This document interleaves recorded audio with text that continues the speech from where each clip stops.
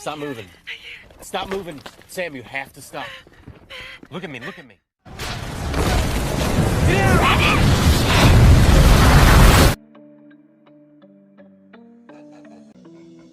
Hai Philovers, balik lagi di Filosofi. Gimana kabarnya? Baru gajian? Wah, sombong. Nah Philovers, aku mau ingetin buat kamu yang gak bisa banget berada di ruangan gelap atau juga sempit, kayaknya kamu harus tarik nafas yang panjang dulu nih buat nonton film yang bakal aku review kali ini. Karena di film ini bakal menyuguhkan suasana tambang yang gelap dan sesak ditambah dengan suasana yang mencekam banget guys. Nah film ini berjudul Beneath yang rilis pada tahun 2014 lalu. Sekali lagi aku ingetin Philovers kalau video ini full spoiler. Kalau kamu nggak masalah, yuk langsung kita gaskan. So please welcome Beneath, let's we talk about it. Cheer. Film ini beralur mundur di mana di awal scene memperlihatkan seorang tim penyelamat yang berhasil masuk ke suatu tempat untuk menyelamatkan seseorang. Dan dia mengatakan masih ada yang selamat. We got a survivor. Scene kemudian beralih ke 4 hari sebelumnya. Di sebuah kafe di mana ada sebuah perusahaan pertambangan yang sedang melakukan sebuah pesta. Ini semacam pesta perpisahan gitulah. Karena salah satu anggota mereka yang bernama George akan segera pensiun. Perkenalkan, ini adalah Samantha. Dia merupakan seorang pengacara dan anak dari George yang sedang membuat sebuah video dokumenter gitulah tentang pendapat orang-orang mengenai ayahnya. But I just want to say thanks. Malam itu pesta berjalan dengan sangat seru dan sangat meriah. Dan seperti biasa mereka abok-abokan, gak terkecuali sama si Samantha ini yang dengan santainya abok-abokan di depan bapaknya. Nah kalau kita sih udah dicoret dari kakak. Nah di sini tiba-tiba Samantha bilang nih ke ayahnya kalau dia tuh pengen ikut ke pertambangan buat terakhir kalinya nih sebelum ayahnya pensiun. Nah pastinya awalnya nih si George nggak ngizinin Samantha buat ikut karena pertambangan itu bukan buat perempuan. Tapi karena teman-temannya bilang ya nggak apa-apa, boleh-boleh aja, terus ditambah juga Randy ini nawari diri buat ngejagain Samantha di sana, akhirnya ya dibolehin lah sama si George. Alright, it's done. Paginya Samantha dan juga ayahnya sudah siap-siap nih ingin pergi ke pertambangan dan gak lupa buat nitip pesan ke ibunya. Sesampainya di pertambangan, Sam langsung mengganti bajunya dan diberikan suatu ilmu singkat mengenai pernapasan oleh Mandy. Siapa tahu ini bisa digunakan saat terjadi hal yang tidak diinginkan di sana. Lalu kemudian Samantha ditemani dengan Randy langsung menuju ke pintu masuk pertambangan. Kelihatan Samantha yang sangat gugup, karena ini merupakan sesuatu yang pertama kali lah buat dia. Our work day. Alright.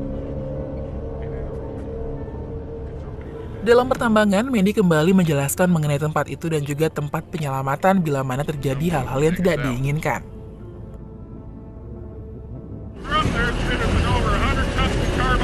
Setelah melihat alat pengeruk, kemudian Samantha diserahkan ke Randy nih untuk diawasi. Scene kemudian berpindah ke Van Hort dan juga Torres yang sedang menggali dinding tambang. Tapi tiba-tiba aja mesin penggali seperti menghantam sesuatu yang keras sehingga terbentuklah sebuah lubang. Tapi kemudian tiba-tiba saja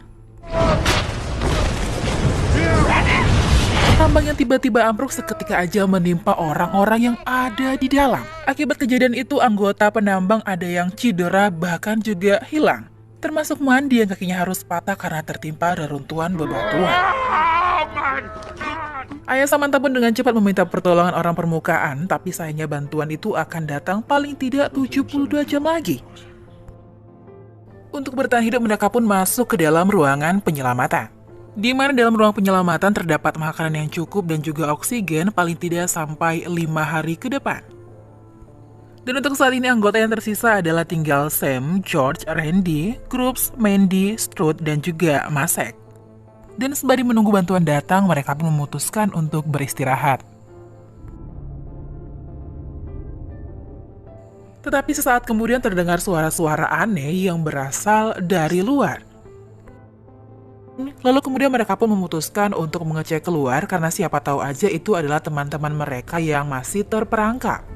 Sementara itu Sam tetap tinggal untuk menemani Mandy. Tapi di sini terjadi sesuatu yang aneh saat Sam ingin membantu Mandy mengangkat kakinya. Tiba-tiba aja wajah si Mandy berubah jadi nggak simetris kayak gitu. Entah ini adalah halusinasi Sam atau apa, tapi yang pasti ini buat Sam takut dan dia langsung gercep lari. Sam lalu bertemu dengan ayahnya dan juga Randy, lalu akhirnya dia ikut untuk mencari anggota-anggota yang lain yang mungkin saja masih selamat. Scene kemudian berpindah ke Masek, Grup, dan Stroke yang sedang menuju ke tempat penggalian, di mana tempat Van Hout dan Torres awalnya berada. Lalu ia menemukan lubang di dinding dan dia pun masuk ke dalamnya.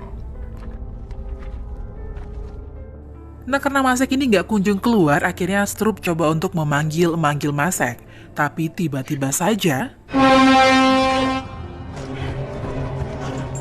alat penggali tanah tiba-tiba hidup begitu aja dan meremukan lengan dari Stroop. Dan akibat kejadian ini, si Stroop pun langsung sakaratul maut, guys. Sontak aja di sini Joel tanya ke Masek dong kenapa semuanya bisa terjadi. Tapi di sini malah Masek nggak tahu apa-apa. Dia bilang mesin itu hidup begitu aja. Sedangkan Grup malah lari karena sangat ketakutan. Karena penasaran, akhirnya mereka pun masuk ke dalam lubang di dinding itu. 2, 3. Sesampainya di ujung, mereka pun melihat sebuah tempat tambang yang lain yang ini bukan merupakan tempat tambang mereka. Di sini terdapat dinamit dan juga alat-alat yang terkesan sudah kuno. Judd kemudian melihat sebuah logam dan ia pastikan bahwa ini merupakan tempat pertambangan pada abad ke-19. Di mana pertambangan ini ternyata memiliki kisah yang sangat kelam. Di mana ada beberapa orang yang terjebak di dalamnya dan akhirnya kehilangan kesadaran, bahkan mereka saling membunuh, guys. Story goes that they all went crazy down here. Lalu tiba-tiba Mandy pun menghubungi mereka dan memberitahu mereka untuk segera kembali ke ruangan. Setelah mereka sampai, Mandy pun langsung memberitahu mereka bahwa ada seseorang di luar yang dari tadi mengetuk-ngetuk dari luar. Saat Sam ingin mengecek dari jendela, tapi tiba-tiba muncul seseorang dari luar yang mereka nggak tahu itu siapa. Akhirnya Randy dan Masek coba untuk mengecek keluar dan mereka mendapati kabel oksigen yang terhubung ke ruangan itu diputus oleh seseorang. Dan yang paling membagongkan adalah mereka menemukan mayat Van Hout yang udah dalam keadaan mengenaskan. Mereka pun kemudian terlihat sangat panik, ditambah lagi dengan oksigen yang sudah semakin menipis dan diperkirakan ini cuma bertahan selama 2 jam aja. Mandy pun kemudian mengatakan bahwa masih ada satu ruang penyelamat lagi di ujung lorong dan di sana pasti ada cadangan oksigen.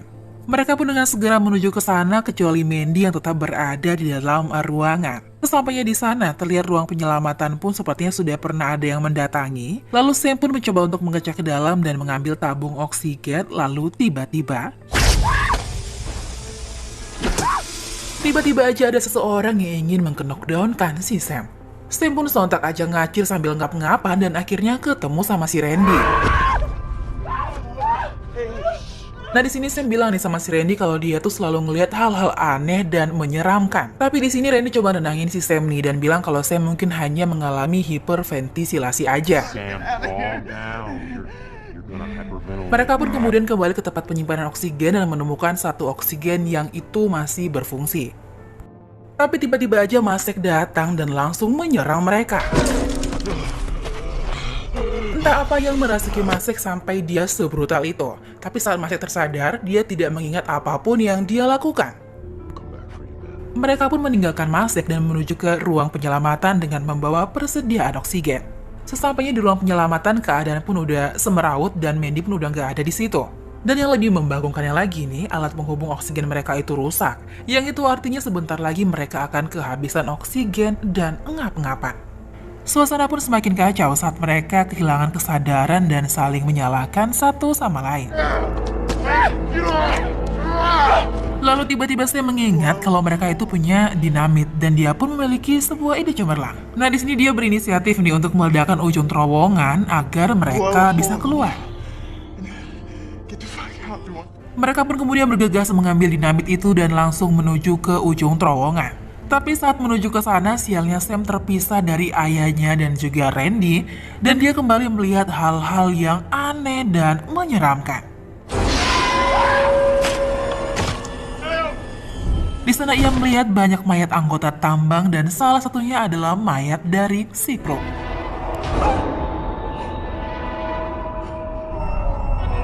Oh my god. Sampai akhirnya dalam keadaan yang gelap gulita nih karena lampu yang dipegang Sam sudah mati, akhirnya dia pun menemukan ayahnya yang udah engap-engapan karena kekurangan oksigen. Tapi sesuatu yang menyeramkan terjadi pada Randy. Randy tiba-tiba saja berubah menjadi sosok yang menyeramkan seperti hantu, zombie. Pokoknya hal yang menyeramkan deh. Dan sampai akhirnya dinamit yang mereka pasang pun meledak. Tapi apesnya dinamit yang tadi meledak pun tidak bisa menjebol dinding terowongan. Dan kini yang tersisa hanya tinggal Sam dan juga ayahnya yang semakin terpendam oleh reruntuhan. Dan tiba-tiba saja